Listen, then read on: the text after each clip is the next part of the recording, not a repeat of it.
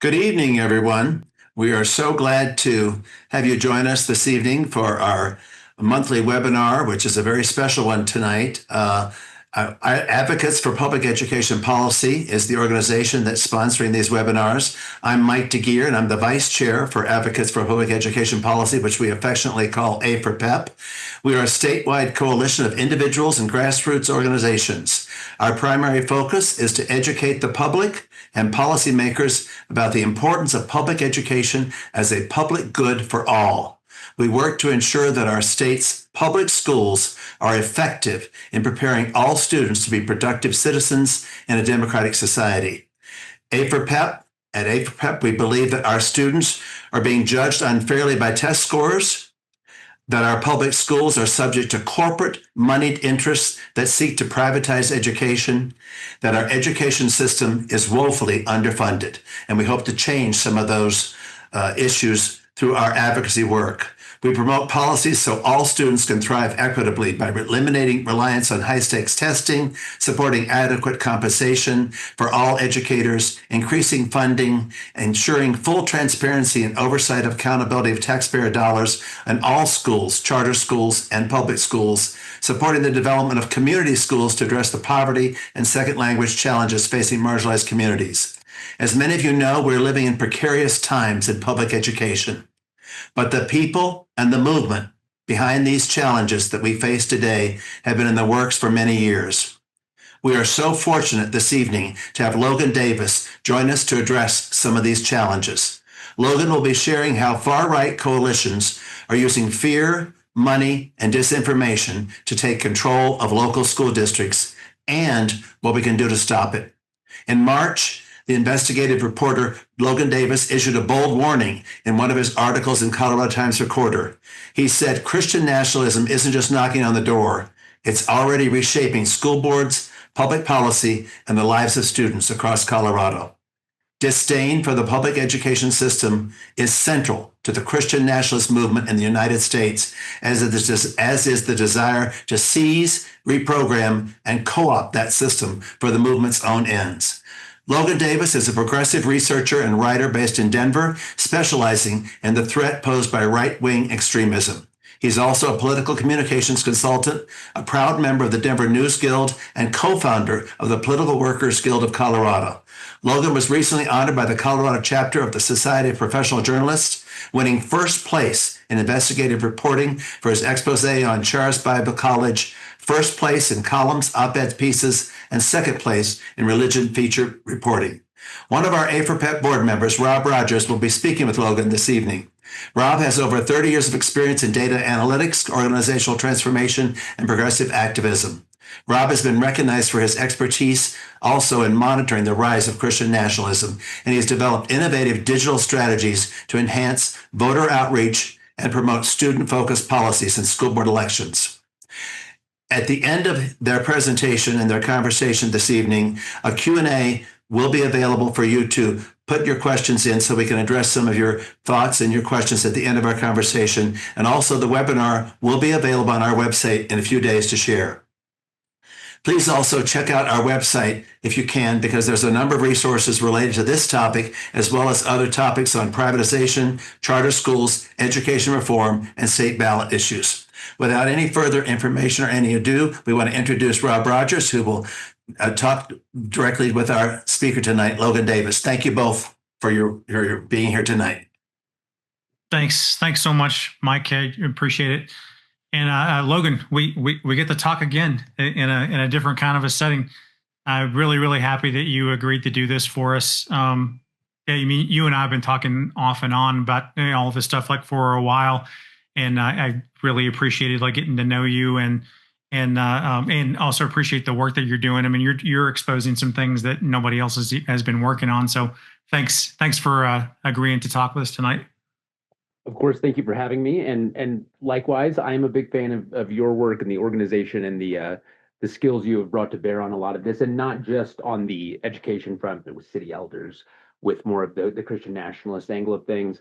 I think the fact is that there is a lot of organizing happening amongst people who have visions for the future that we do not share, and trying to sound the alarm bells and get people paying attention to those things, I think is well worth the time and effort that we're all putting into that. I know that's why folks are on this webinar tonight, and that means a lot as well. I'm also glad to see a lot of friendly and familiar names amongst our attendees. Glad to see some of the Woodland Park folks and some of you other wonderful folks who I've randomly called over the last few years to ask probing questions about your school districts and things like that. And so grateful to all of you who have taken the time to talk to me about those things. It's without those of you on the ground.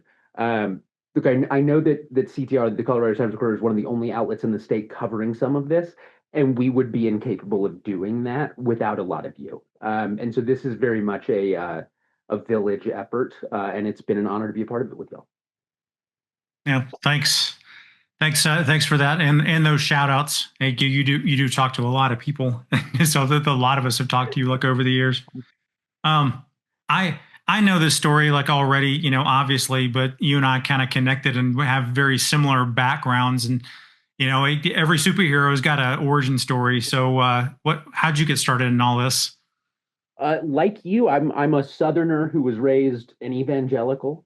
I'm actually a pastor's kid from Nashville, Tennessee, which they call the buckle of the Bible Belt. It has one of the highest densities of churches anywhere in the nation. And just sort of as an accident of that upbringing, and then kind of coming out into the world and figuring out what I believed and what I valued, I have had a fascination with how conservative communities and particularly conservative Christian communities organized for a long time. 25 years before people were talking about Christian nationalism, it's just what was being taught to me at school, at a Christian school, right, in the South, where the education mess is messier in all sorts of ways. I have There's almost nothing that fascinates me more than what people believe and what those beliefs then inspire them to do, right? That is what makes the world go round. That is what you can think about all of the mechanisms of politics. You can talk about all of the campaigning, the lobbying, all of that. But ultimately, at the top of that chain, the prime mover is belief. And that is really interesting to me because that is how we create the world that we are constantly creating and constantly sharing with one another. And what we're seeing here with this major organized campaign against public education is an effort to bring the rubber up the leaves to the road of political reality. I didn't come first to writing when I got out of school, remaining interested in what people believe, what they do with those things. Obviously, politics is a place that you think to go with that combination of interests. And I spent 10 years managing campaigns, being an opposition researcher, and doing all sorts of other things for progressive candidates. I still do some consulting for some progressive candidates outside of Colorado for US Senate races and things like that, which is a lot of fun and something I enjoy. But more to the point, it allows me to write.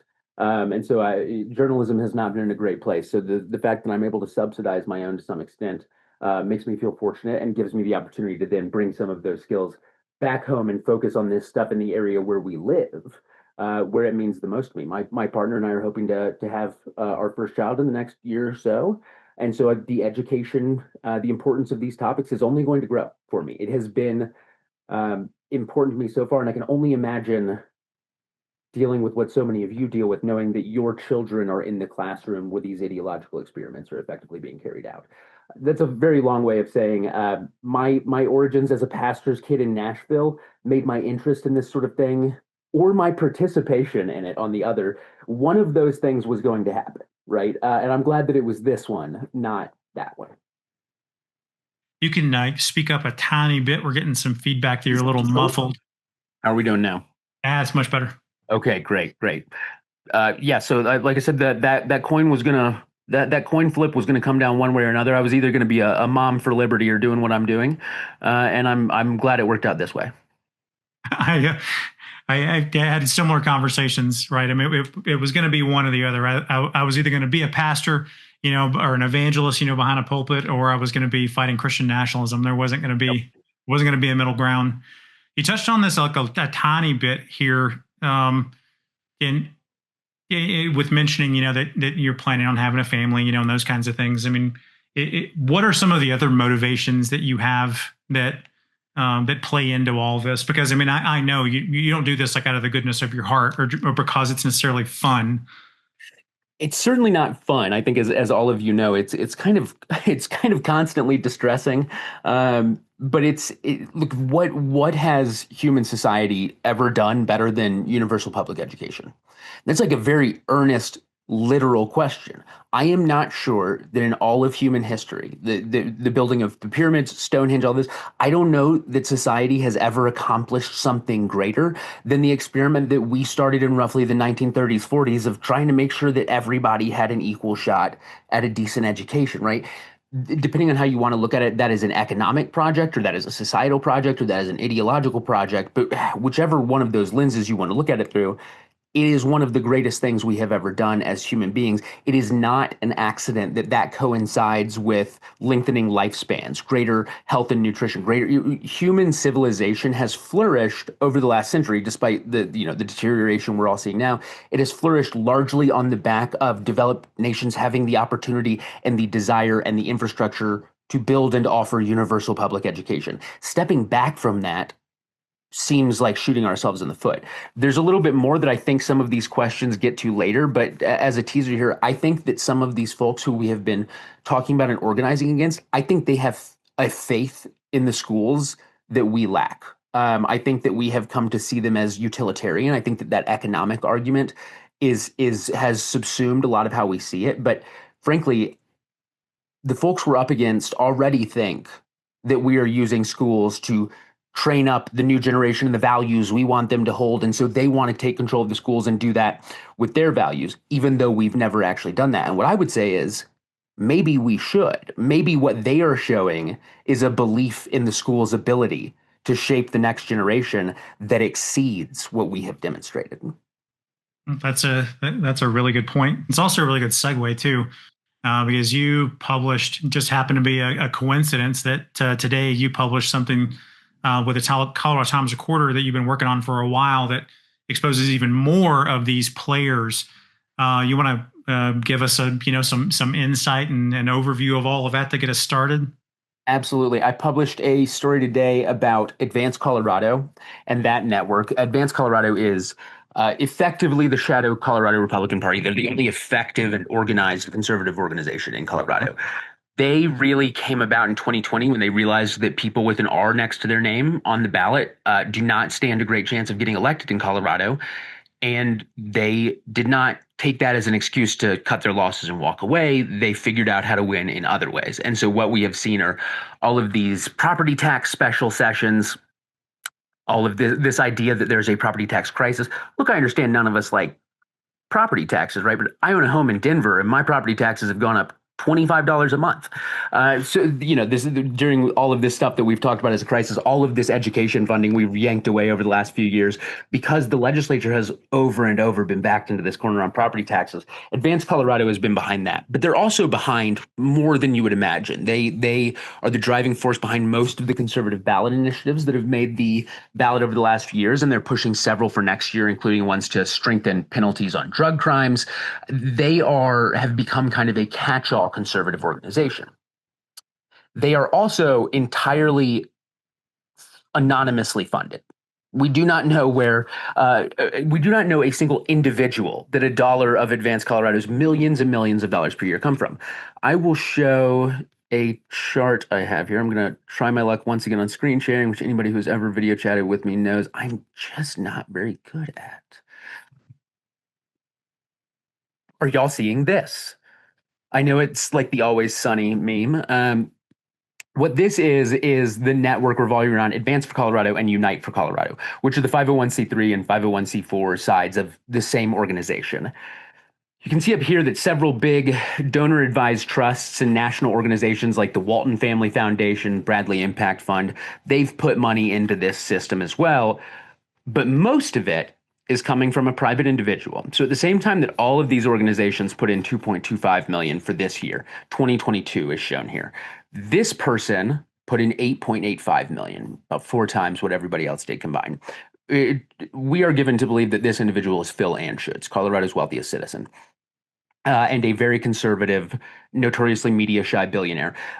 despite, or maybe because he is media shy, he owns more of the media in Colorado than anybody else. He owns the Colorado Springs and Denver Gazettes. He owns Colorado Politics.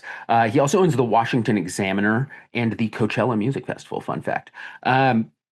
So this organization over the last several years has purchased itself multiple property tax cuts. They are arch defenders of Tabor. And even though this year is not the perfect one to show it, unfortunately, they have steered enormous amounts of money into school board races. We can see here that plenty of this trickled into an organization named Colorado Dawn, from which it was then spent on state board of education races. Steve Durham of the State Board of Education is an officer on Colorado Dawn. The year after this, 2023, I don't have that chart handy right now, unfortunately. This is where any of y'all who were on the receiving end of the Springs Opportunity Fund spending in school board races in 2023, that money came out of Colorado Dawn, almost 100% of it. And it came into Colorado Dawn via Advance Colorado and Unite for Colorado and Phil Anschutz, as well as, look, this, you should read the story I published today. It's called The Red Print, because we also are going to get into like Russian oligarchs. There is some weird stuff going on here where Bill Owens, the last governor of Colorado, just spent a decade as the president of the board of a Putin-aligned credit bank of Moscow. Which is very interesting. And the fact that he's now near the helm of a dark money organization thriving on anonymous donations, I think has raised some eyebrows.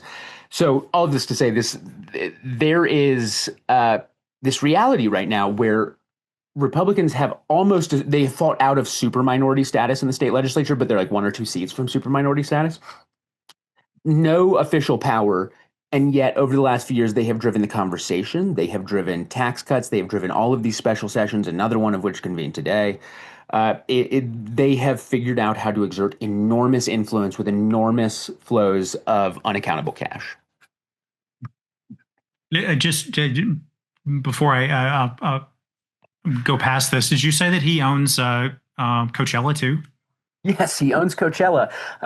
So this is actually the very quick backstory here is that in 2018, news of Anschutz giving to anti-LGBTQ organizations broke. Daily Beast reported this, and there was a little Coachella boycott. This cost him millions of dollars, and he really panicked. He's very media shy. He doesn't like that scrutiny anyway, but he really didn't like that it was hurting a lot of his businesses. He owns sports teams as well. Young entertainment audiences are where a lot of Phil Anschutz's money comes from.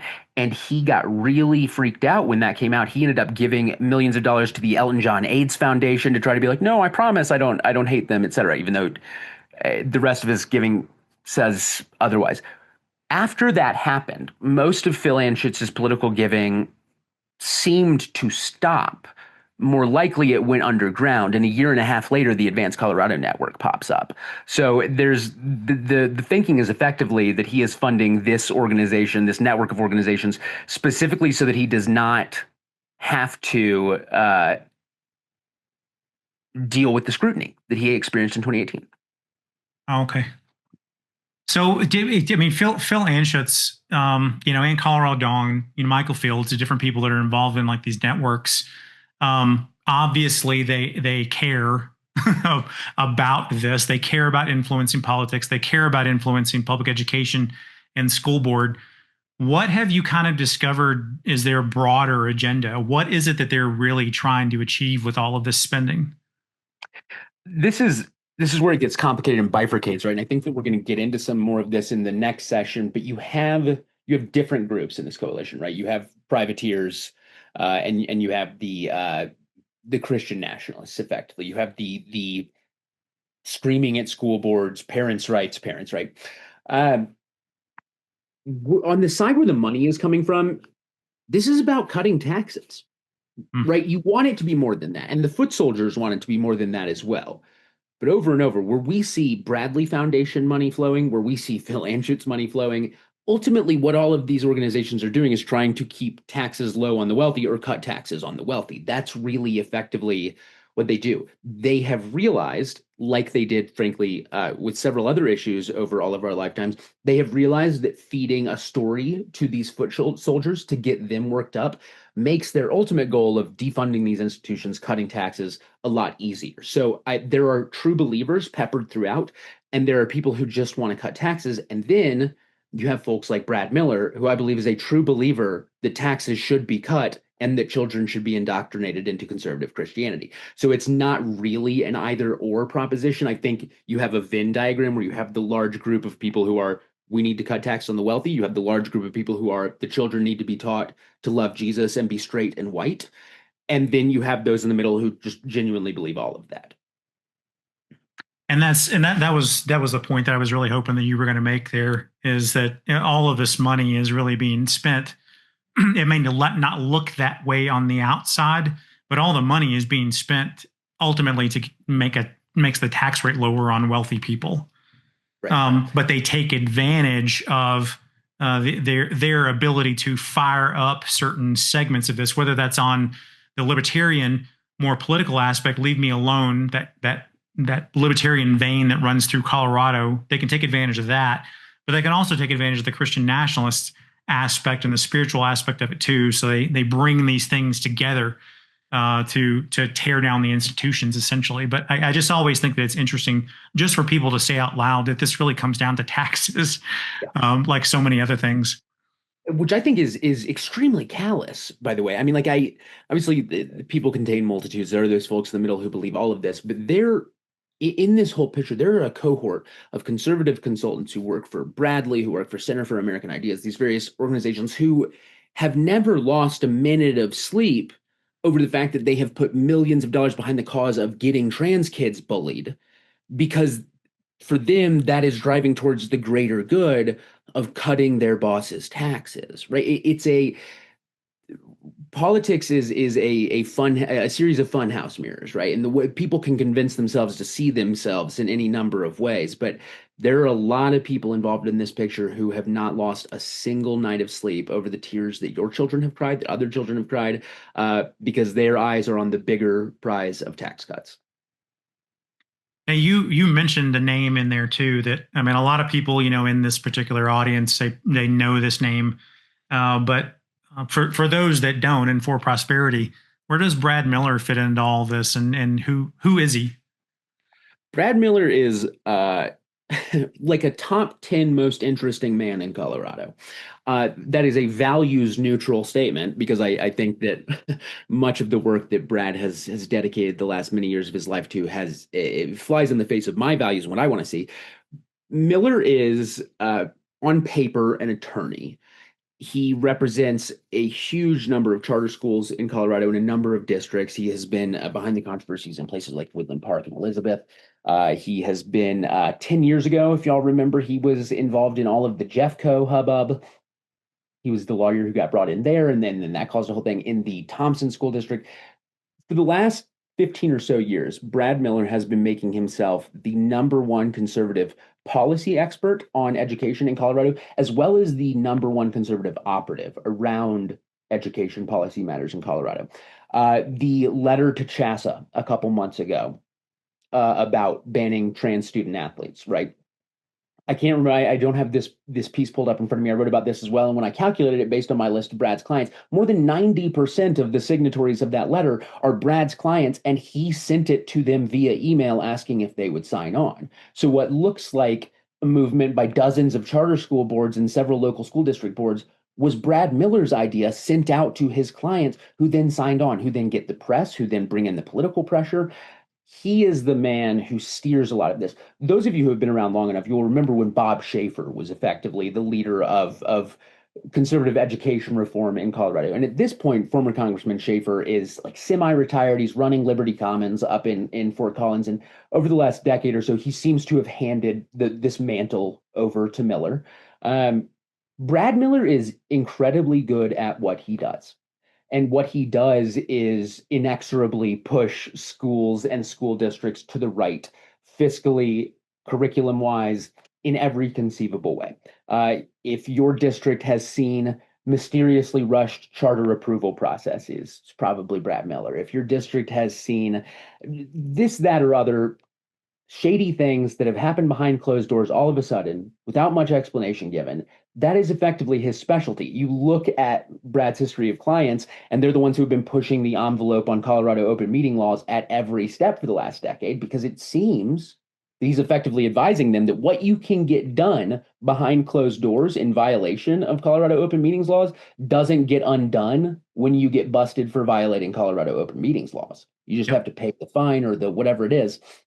So he is really the man at this, the head of this in Colorado. And I would go further to say that I think that the reason a lot of the national money that is experimenting with this in different places, I think a reason a lot of that has found Colorado, why little districts like Woodland Park end up under the magnifying glasses of these mega orgs like Bradley, is because of the infrastructure and network that Miller has helped build over the last 10, 15 years. That money doesn't fall on barren ground here. It can be put to use. Yeah. That's also a common question. I mean, as you know, people see those dollar signs with how much all those different organizations have been investing, and that money can't be just coming from within Colorado, and you see the national level influence coming into Colorado too, and that's a common question of like, why Colorado? Why has it been used as a test ground for so much of these things? Absolutely. I think that Miller and the infrastructure are part of it. And then on the kind of, I can never tell which page I'm showing you on the screen or my notes, but there's Miller on the one side of things, and then like we've talked about this coalition, your privateers, and then your kind of zealots. El Paso County, Colorado Springs really is the other reason. Look, I'm from the buckle of the Bible Belt. There are very few cities in the country that rival Nashville for sheer weight of evangelical infrastructure. And Colorado Springs is going to be the first one that comes to pretty much anybody's mind. With the infrastructure that James Dobson, Focus on the Family, Church for All Nations, all these groups have been building there for 40 years, there is an organizational. You're muffled again, by the way. I apologize. There is an organizational capacity with all of this infrastructure that Dobson, Focus on the Family, now Church for All Nations, Truth and Liberty, all of those have built in that El Paso County area for 40 years that allows them to be able to mobilize. I think we'll talk about this a little bit more when we get into the Truth and Liberty and the Christian nationalism end of things, but ministry-based organizations getting into politics are starting on third base, right? They have a lot already going for them when it comes to organizing the groups in front of them that we have to build brick by brick. So I think that the infrastructure, Miller and his cohort, his brother-in-law, Senator Paul Lundeen, who has just left for a cushy job in D.C., which will be directing more of this money back here, and his various superintendents, principals, and other activists, they are why that money is coming to Colorado by and large, because they can put it to use. We're seeing your notes too now, by the way. Oh, I apologize. I hope they're good. They are. Tell you, I'm genuinely bad at screen sharing. No, that's fine. You keep on like setting me up with like questions and stuff though, because you also just mentioned Paul and Dean, and that's a very interesting thing too. Whenever you and I were talking the other day, there was a little tidbit, if you remember, that I didn't know.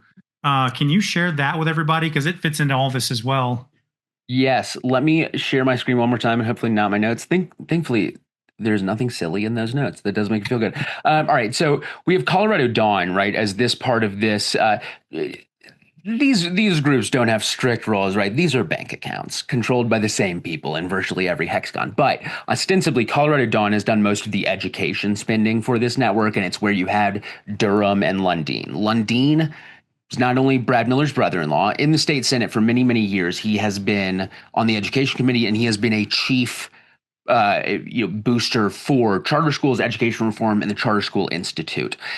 Brad and Paul made a good duo because Paul could introduce legislation, which Brad could, fundraise off of or send to his clients to then come support at the Capitol, et cetera. It was kind of a family business. Lundeen, whose time in the Senate was going to be over next year, resigned earlier this year during the interim to move to Washington, D.C. to take a job with a group called the Center for American Ideas. In 2023, so again, the year after this is shown, while a ton of money still flowed, the bulk of the money came into Colorado Dawn from Unite for Colorado. Well over $1 million of it also came from the Center for American Ideas, a DC-based group, which again has completely anonymous backers and doesn't seem to have existed for long. That is the group which Paul Lundeen just left to go to DC to run. The same group that already has given more than $1 million to Colorado Dawn, which funneled it largely to Spring's Opportunity Foundation, to shellac D20 candidates, etc. So essentially we've seen a promotion, and that Brad Miller's brother-in-law is now on the other end of one of the money spigots probably doesn't bode great. Unless you're Brad Miller, in which case it probably bodes very well, because it gives the family business a more solidified connection to that DC money. So we shouldn't, I mean, people in Colorado shouldn't expect for those spigots to be turned off like anytime soon. Probably just turn them on even more. Yes, certainly, especially Colorado. The fact that our state board of education does not actually have much power in some ways is another reason I think some of this is appealing to them. There are other states like that then don't have the experts and infrastructure that Miller has built here to be able to apply it. But in Colorado, there's not a ton that if you're a local school board, that the state board of education can straight up say, you can't do that, and then enforce it. American birthright would not be the law of the land in Woodland Park if they could do that, right? They had already deemed it unfit, and Woodland Park just said, we're going to do it anyway. A large part of the strategy here seems to be trying to create plaintiffs. So they know that they're not going to be able to change the laws via legislation, right? But they might via litigation. So they're doing somewhat possibly illegal. There's a lot of gray area things happening here. I think that wanting the state board, wanting the state legislature to come in and say, you can't do that, is an invitation for them to sue. To be clear, I still think the state board and state legislature should find every opportunity they can to come into some of these problematic districts and say, you can't do that. Pick those fights. It's worth it, right? We can't plan around them. But I really think a lot of this is about lawsuits. When you look at the fact that Miller represents some districts with like 70 total students, they can't be paying him much, and they can't have a ton of work to do. But their boards have the exact same legal standing as every other school board in Colorado. So they still work for larger legal purposes. That's exactly the thought that I had whenever I'd heard about what was going on Montezuma Cortez, where they were trying to do board appointments to bypass the election. I was like, they're just trying this to see if they can get away with it. And to see if they can open up another opportunity for a lawsuit. This is very, very briefly, the Montezuma Cortez thing has been sticking in my craw all year, because these same folks who have been willing to whip up all these parents about, anti-LGBTQ kids, protect the students, this sort of vague, menacing threat of sexuality in schools. Brad and David Illingworth, formerly of Woodland Park School District, have been representing the superintendent in Montezuma Cortez while he has been on trial for failing his mandatory reporter duties when he was informed of suspicions of a sexual relationship between a teacher and a student. He chose not to do that, which is illegal. And those guys are out there representing him, saying he was right to do that. So the same folks who are talking about protecting the children are just protecting the administrators who are willing to do their bidding. And since Superintendent Burris they will go to the mat for him endangering children. That's what's happening. Yeah, the hypocrisy is like mind blowing. But speaking of hypocrisy, all of like this connects. I mean, we've already talked about how ultimately the privateers and or the wealthy people, their focus has been on taxes and reducing taxes, but they're taking advantage of the religious side of this and the Christian nationalists in order to do this. What are you seeing this year from a truth and liberty mobilization perspective as it relates to all of this funding? Truth and liberty is in an interesting place. First of all, we know from tax documents filed earlier this year, finally, like everybody suspected, that Citizens for a Vibrant Woodland Park, which spent on their races in 2023, was totally Truth and Liberty funded. So that was suspected and known at the time, but because these Section 501 groups file on a delay, we couldn't actually say it. Simultaneously, Truth and Liberty also seems to have some inkling of internal awareness that maybe their brand isn't fully palatable in every district they want to play in. So I'm really curious what we're going to see this year. We know that they will spend. We know that they will endorse candidates with their voter guides, which, as y'all know, if you've seen them, they always ask questions like, Should trans students be put on an island alone at sea? Yes or no? And then say it's not an indoor, right? It's just a questionnaire, but it's a very easily coded in-group questionnaire. We have also seen with, of course, IRS rulemaking earlier this year, the gate is now open for much more explicit involvement in political activity by churches.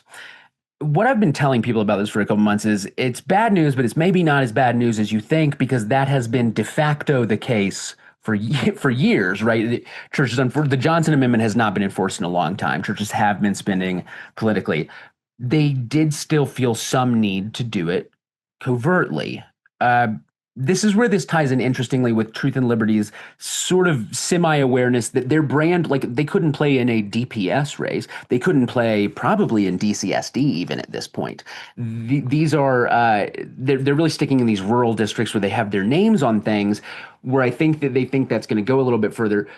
But the fact that they can now engage more explicitly, but some of them are also concerned that engaging more explicitly hurts their brand, I don't necessarily know how that's going to shape up. The only thing I think we can be sure of is that ministry money is going to continue flowing to school board candidates and in support of school board candidates.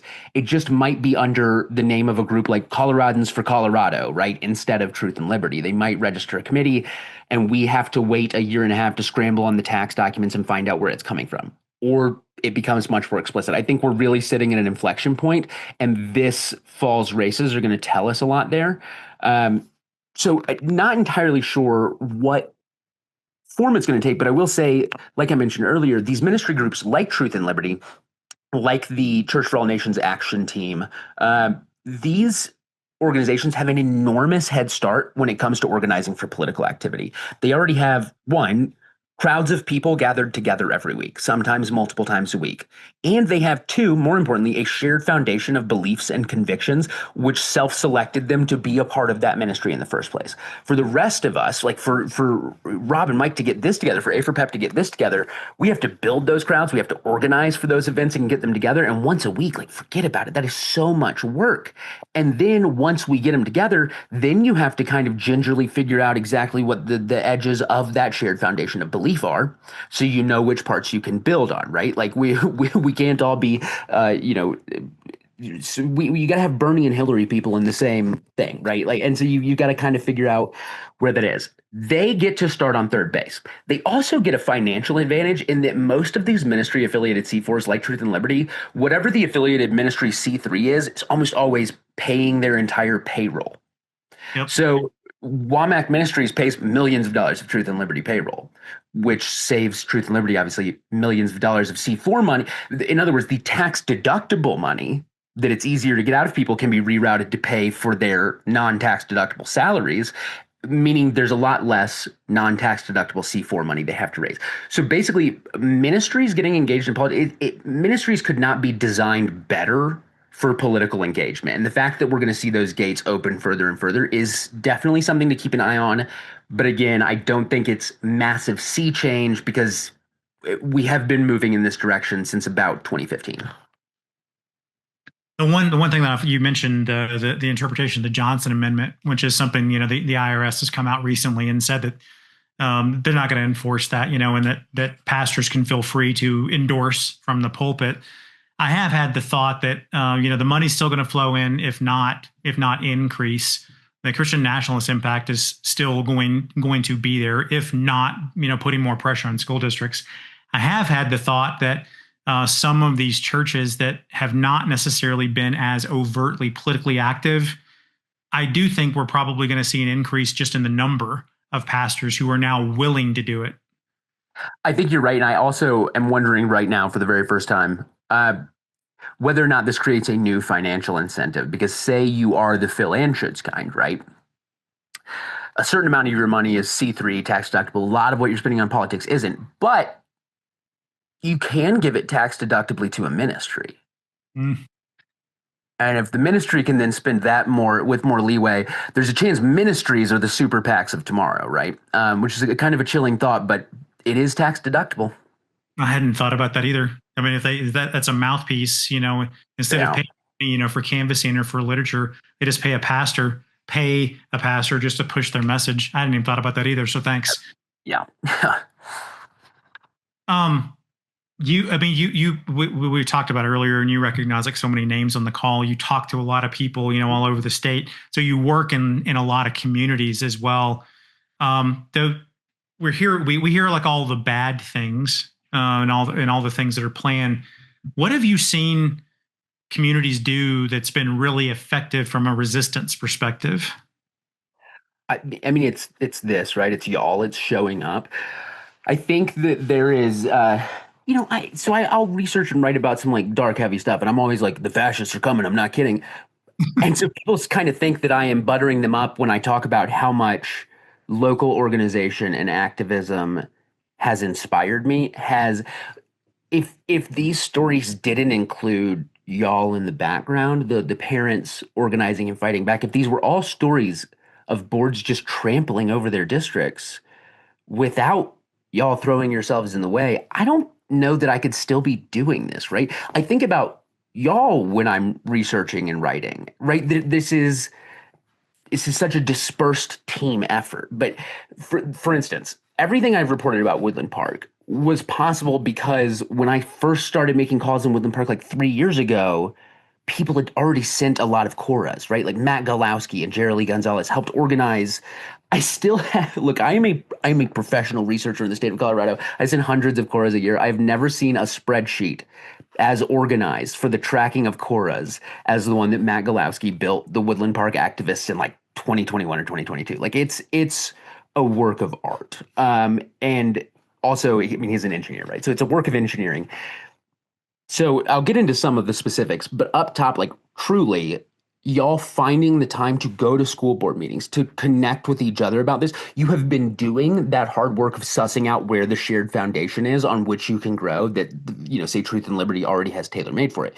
Y'all have been doing that. And I know it feels like this long, slow battle. And you look at Woodland Park and like, man, we got Keegan on the board in 2023, right? And they still control it. And she's just in there having to do this really hard job alone. And I know that to the people on the ground who have slaved away at this and have sent all those cores and have organized all of this and have spent so much time talking to me, right? That it feels like that's a defeat, but it's not. The fact is that your district would be unrecognizable by now.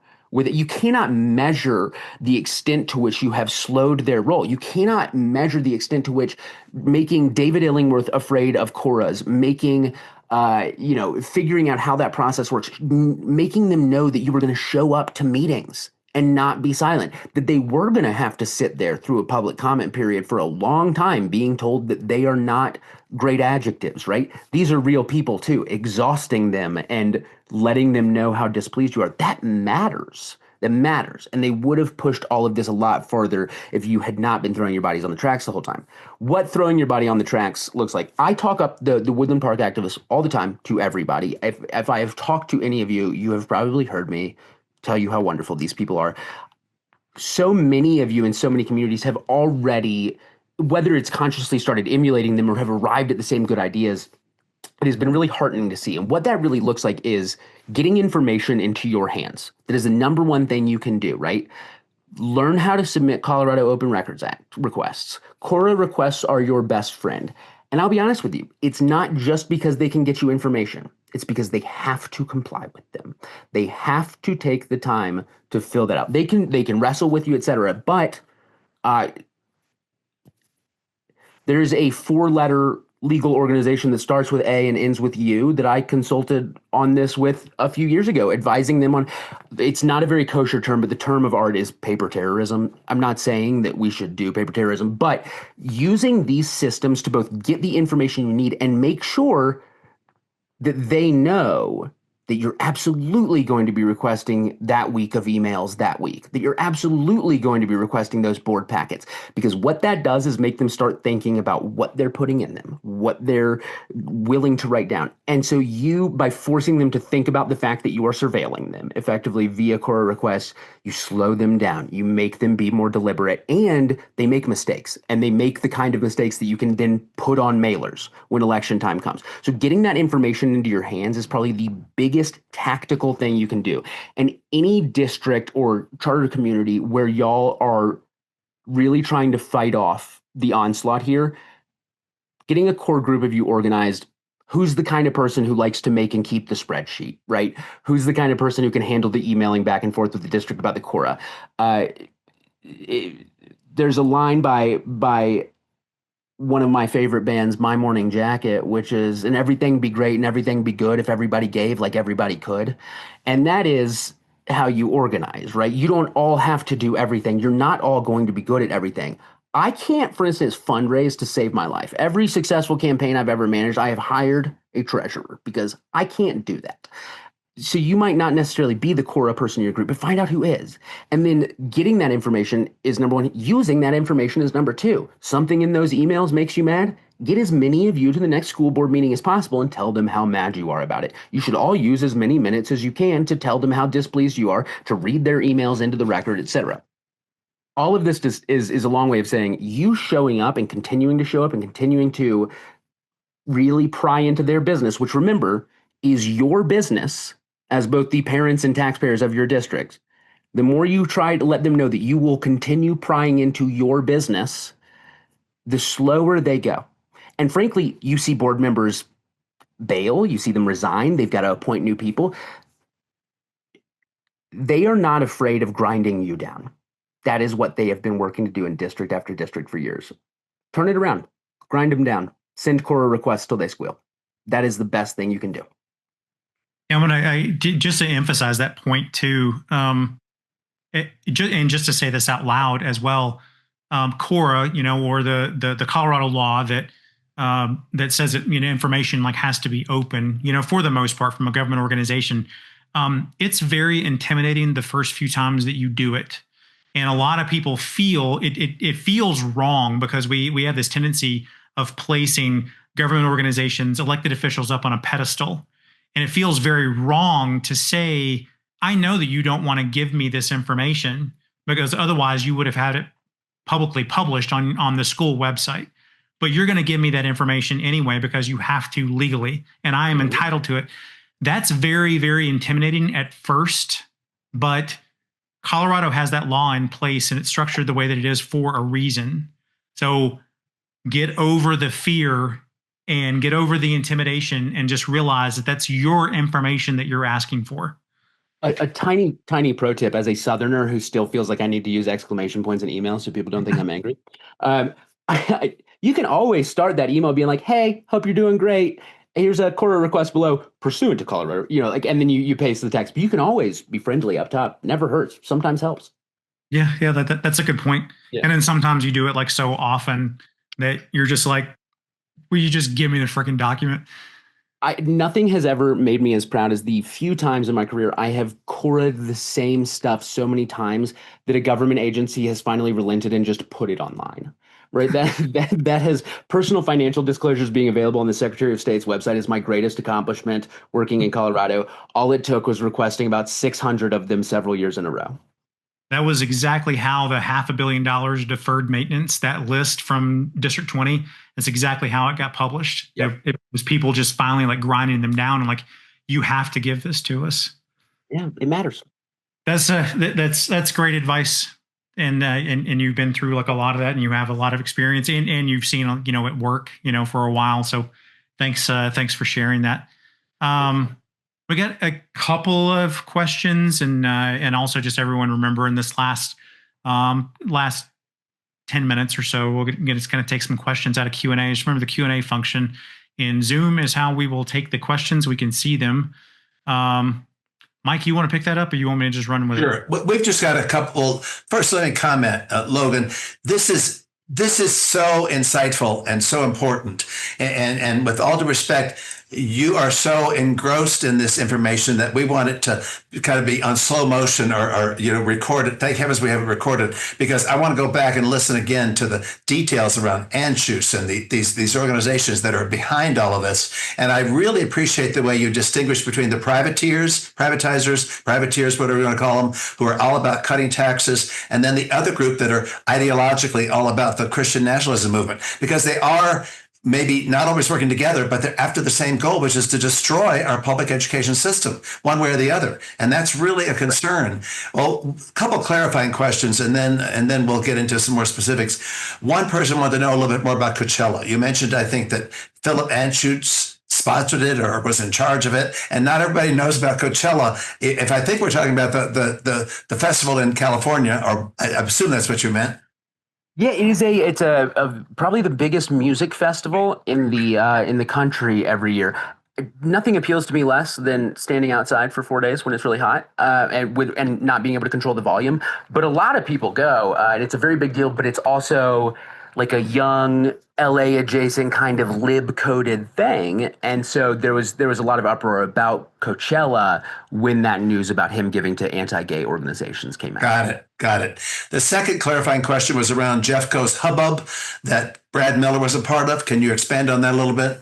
Yes, this is one of those things that if you Google like 2015 Jefferson County schools, you'll get New York Times stories, right? This was this huge flare up where Ken Witt, who until recently, God bless him, was the sorry, I can hear some eyes rolling out there, was the superintendent of Woodland Park. Back then, he was the elected board president in Jefferson County Public Schools, one of the biggest districts in the state. He brought in Brad Miller as the attorney. And just like in Woodland Park, it wasn't American Birthright at the time, but they tried to bring in a new U.S. history curriculum that said everybody was good and there were no slaves and everybody's white all the time. And they did essentially what they tried in Woodland Park, but it was such a big district. It blew up on them so badly that that whole board got recalled with like 100,000 votes. The turnout to force that board out was seismic. So that's kind of where the current era started. Was this whole crew was not subtle enough and really got blown up in Jefferson County in 2015, and now we're seeing all the dark money and all the kind of creeping around behind the scenes, which frankly is working a lot better for them. Yeah. Good history reminder of what took place then. So here's a question. What records specifically should we prioritize for Cora? In other words, should we be asking for copies of emails that were sent to the school board around what issues? I think this is, sort of a new tactic for some people to think about. So in a lot of ways, it's going to be district specific, but in general, like if there's a charter approval process going on, you can write it so any and all emails between board members pertaining to that charter approval process, or for instance, any of the when the charter has to submit its application, right? Anything that charter has submitted, you need to be at Logan Ruth's, former Cora administrator for Woodland Park School District, who then became one of the great Cora warriors. Says, yes, ask for communications. Sometimes I'll even ask for writings. Be broad. Don't put yourself in a hole. You can always narrow it. Sometimes they'll come back and be like, you've just requested every document we ever have, and it's going to cost $5,000 and take us 7.5 weeks. And then you change a word, and they're like, oh, yeah, we have that for you right here.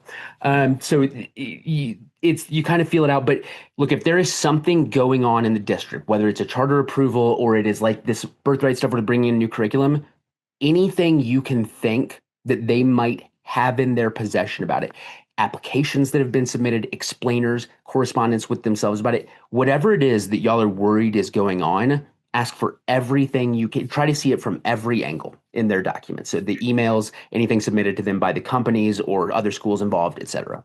Very helpful. We have school board races coming up in November all over the state.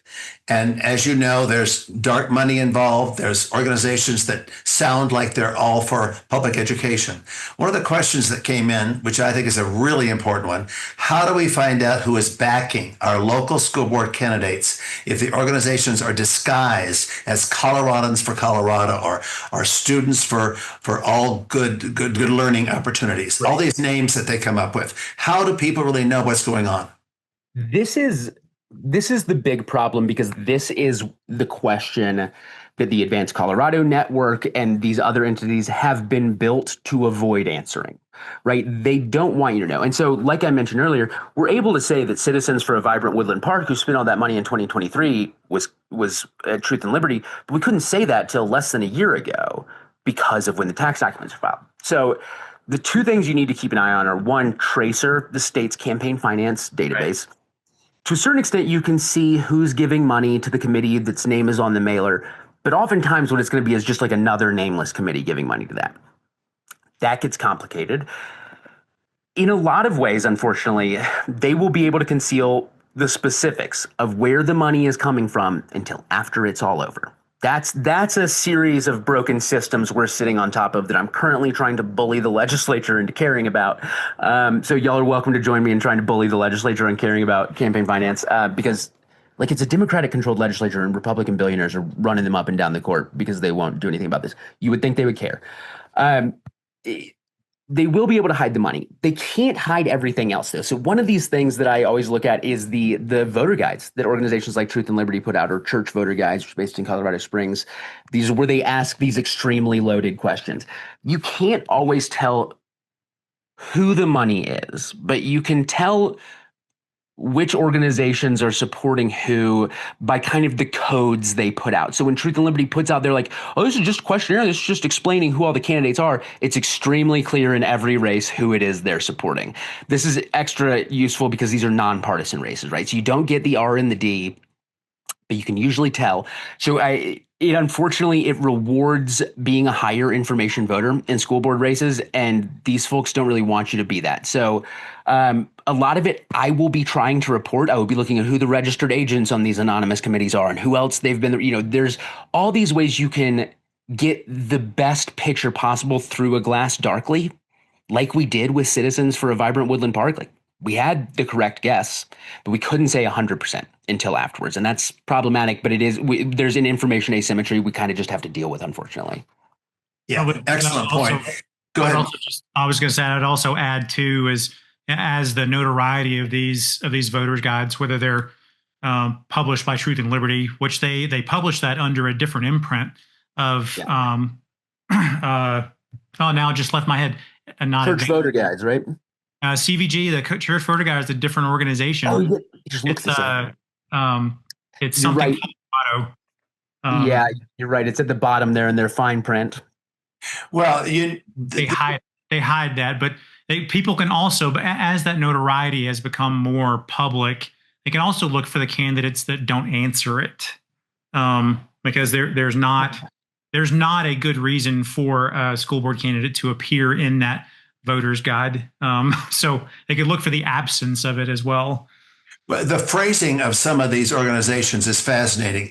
2 years ago in Denver, the Better Leaders, Stronger Schools Independent Expenditure spent $1.4 million to support endorsed candidates that were being pushed by the Denver Families for Public Schools. The Denver Families for Public Schools, however, is funded by City Fund, which is organized by two billionaires, Reed Hastings and John Arnold. This group is totally narrow-minded in their thinking and their promotion of charters. So we have to be very careful and looking at who's really behind some of these organizations. And I appreciate your clarification on that, Logan. Much so. One quick note on that, on when some of this gets into Denver and into the metro area, it's left out of the Advanced Colorado piece today for length, but something I really hope to explore more is not all of that money is staying out of Democratic causes, right?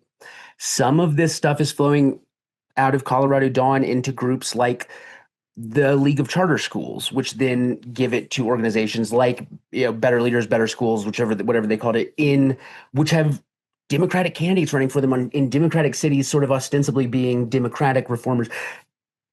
I am not one of those people who tell you every charter school is bad, right? Like I think people are complex and schools are complex, but ultimately what these folks are pushing for, whether they have the D next to their name and are doing it in a very Denver coded way, or are just straight up doing it in Woodland Park, ultimately they're pulling in the same direction. And that direction is towards less oversight and less funding for the system and greater privatization. And so despite the motives, despite the fact that some of those who we otherwise vote the same way as and who don't hate trans kids and who aren't pushing the parents' rights stuff, they're still assisting, unfortunately, and I think often in well-meaning ways, in a threat to this system that we need to be valuing and protecting. Yeah, I just have one other question. What else can organizations do to help inform the general public about some of these issues? We have articles that are being written, op-eds that are being written, but what kind of messaging do we need to be doing? Do we need to go full bore social media? I mean, what's the way we can really get the public to understand that the tax dollar issue is one that is hurting actually our students and our families in the school situation, and that these goals are antithetical to the purpose of public education?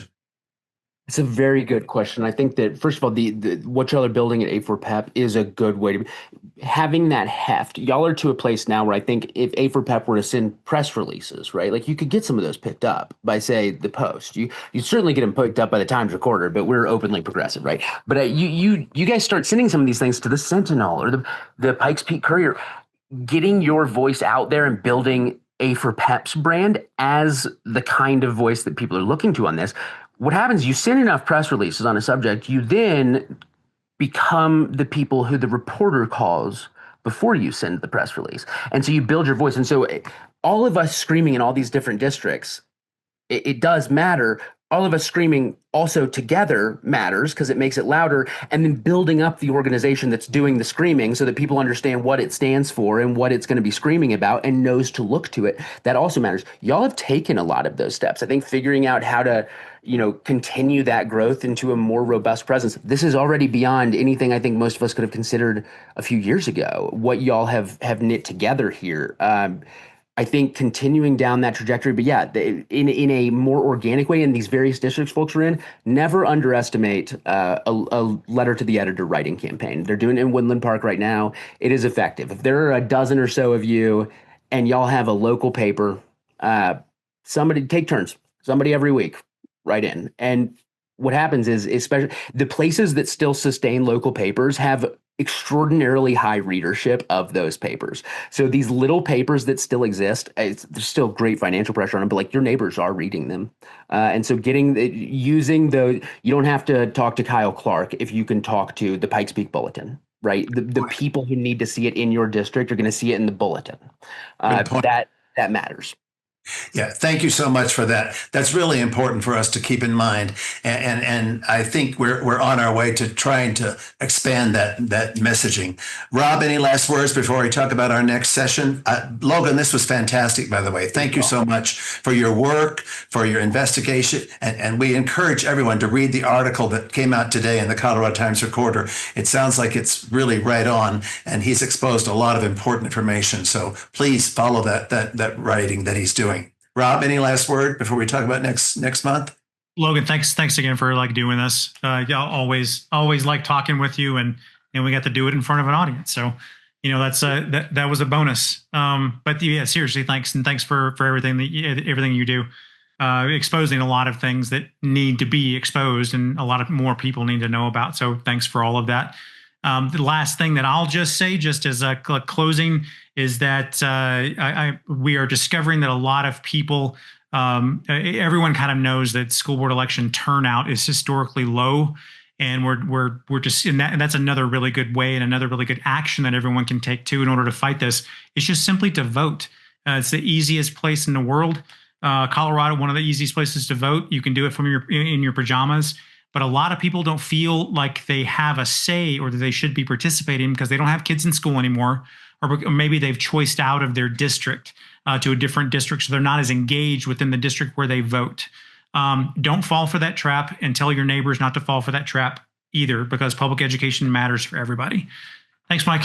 You want to wrap it up for us? Yeah, thank you again. Next month, we will have a panel who will talk about the importance of school board races on September the 17th, same time, Wednesday evening at 6:30. There'll be a panel of people who will discuss policies and issues that school board members need to address related to authorization of charter schools, related to policies that support teachers, and policies that support the needs of our students specifically. And we feel that's going to be a really rich conversation among 4 or 5 people who will share some of their experiences and their hopes and goals for the coming year in the schools across the state. So thank you everyone for joining us and for being part of this effort to try and inform the public and educate everyone around what's happening in our public education system. It's a critical time, and we are so appreciative to both you and Rob, Logan, for the work that you did tonight. Thanks again. Thank y'all. Thanks, everybody. Yep. Check out the website. Thank you, everybody.